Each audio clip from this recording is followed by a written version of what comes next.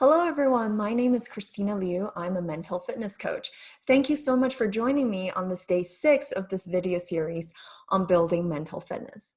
Yesterday, I went in depth to talk about the saboteurs, their destructive forces, and why it's important for us to do work to weaken their forces so that you can reach your true potential and feel that sustained happiness. Now, today, I want to start getting into the details of each of the saboteurs. Remember, I said there were 10 of them. And I'll start with the master saboteur, which is called the judge. And the reason the judge is the master saboteur is because, first of all, we all have them. And second of all, many of our very destructive negative emotions come from the judge. Some of them only by the judge, and others are the judge paired up with another accomplice saboteur, which we'll talk about in tomorrow and future videos. So some of the emotions that are purely caused by the judge are, for example, shame, guilt, regret, and disappointment. Think about this. These are some of the most destructive emotions that we have. Some people feel these emotions for a long, long time and even for their whole lives, and that it really eats them up. And it can even cause really negative effects on your health even. So that's why it's so important to get to know this judge saboteur, to catch it when it arises, and then to do some, remember I talked about PQ reps in, I think it's day 4's video, where it's 10 seconds of focusing your attention on your physical sensation. And that way, when you feel these negative emotions come up, you diffuse it. And over time, you build this neural pathway or these mental muscles so that you don't go down the automatic saboteur way, which we set to the left. And you build these muscles to go to the right, which is go down the sage way. So now let's talk a little bit more about what is the characteristic of the judge saboteur. How do you know when you have an emotion that this is caused by the judge? So the judge really judges 3 things. The judge judges ourselves, it judges others, and it judges circumstances and situations. All right. So I think the first 2, most people are familiar with, judging self and judging others, but I'll still talk a little bit about it. And then the third one, maybe it's not as easy to comprehend. So I want to spend a little bit of time on that as well. And so the judging self, this is probably most people have experienced it. You might have heard of other words that describes it, such as negative self-talk or your inner critic. So this is really about, judging yourself to be a certain way. And often we're familiar with to be a certain way that is not good enough, not something enough, or too much of something, right? So, so one thing about the judge is the overarching characteristic of it is it wants to give a sentence, give a verdict for everything and everyone. What I mean by that is it needs to say whether this person is good or bad, whether it's yourself or others. It needs to say whether this thing, the situation, the circumstance is good or bad. Right? The judge doesn't just want to take things as it is. And why is that? It's because this again comes from evolutionary reasons, right? From millions of years ago where we evolved to from, and even just thousands of years ago, there were a lot of dangers in the environment. So let's say we heard a rattle in the trees. We didn't have the luxury to take our time and, let's be curious to see what is that rattle in the tree. Whereas it served us much more, it really ensured our survival much more if we started doing something about it, whether it's running away or be prepared to fight it, because it could be something really dangerous, right? So that's why we created this judge character over our evolutionary history to judge everything very quickly, whether it's good or bad, whether it's dangerous or not, whether something will serve us or not serve us. And so that's why the judge is there. So it judges ourselves to be good enough or not. It also judges others, whether they're good enough or not. And so this judging something to be not good enough, it may be more familiar. But let's say there's another emotion, though, that this judging self and others will create, is this feeling of superiority. And inferiority, I think most people are aware. Okay, if I judge myself as not being as good as others, then I feel inferior. But this feeling superior, that also comes from the judge. Sometimes you may feel so good, right? So smug, and grandiose. Oh, I'm better than everyone else. And that's actually also the judge. But what is the bad news of feeling that way is that doesn't last. Because the fact that you're feeling better than someone else, that means another time someone will inevitably be better than you. So when that happens, then you start feeling bad about yourself. So when I first started on my self-discovery journey, I started with a book called A New Earth, an amazing, it's still one of my favorite books to these days.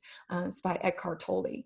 And he said the ego, which is actually, by the way, where all the saboteurs come from, the ego fluctuates between feeling superior and feeling inferior. And when I read that, it was so eye-opening because I said, wow, that's actually what I feel a lot. Like I thought at one point, maybe I have low self-esteem. And that's why I felt, I started feeling bad for myself. And that came from kind of childhood, teenage years, and we won't get into it today. But then I thought, well, if I truly had low self-esteem, I wouldn't really feel superior, right? From time to time as well. And now that I understand this judge character, it just makes so much sense. This is what the judge does. When it feels like you're better than other people, if you feel superior. And then when you feel worse than other people, then you feel inferior. And so it's this negative cycle that keeps on going, and you can never be truly at peace. And that's what all of these saboteurs do, is they create these negative emotions. And sometimes it may even feel good at times, but then it's not sustainable. So that's what I wanted to say about this judging self and judging others. So I don't know if you resonate with any of these feelings, and maybe you say, no, I'm not that judgmental. I don't judge others, and maybe you're kind to yourself, and that's great. And now let's talk about the third characteristic of the judge, which is judging circumstances and situations. And what that means is basically, remember I said the judge doesn't want to just see things as it is. It wants to always say whether it's good or bad. So basically it's also saying a situation, whether it's good or bad, right? Just take simple example of the weather, right? The weather is just the way it is. But our judge wants to say, is this good? Is this weather good? Or if it's too hot or too cold, or if it's raining or snowing, we think, oh, that's not good. Whereas it has to be a perfect temperature for us to feel, oh, this is good. And there's only a perfect, a very small window of a type of weather that you can be truly happy in. I'm saying this because this is actually a feeling that I experience quite a lot, because I live in Colorado now, as some of you might know, and it is cold here. And I haven't lived in cold weather for a long time. And so for probably the first many months, I was fighting against, whether this weather is good or not. And I saw this, oh, this is not good weather. And so that made me feel not so happy. But when I really, if I can come from my sage, then I say, well, this weather is just the way it is. I can't find happiness even in this very cold and snowy weather and with very long winter. So this is just a simple example of what the judge judges. Other examples, maybe, you say, I can only be happy if I get this promotion, for example, or if my business gets to this level, or I find that life partner, or if once I get married, and once I have kids, once I have this and that, this house, this car.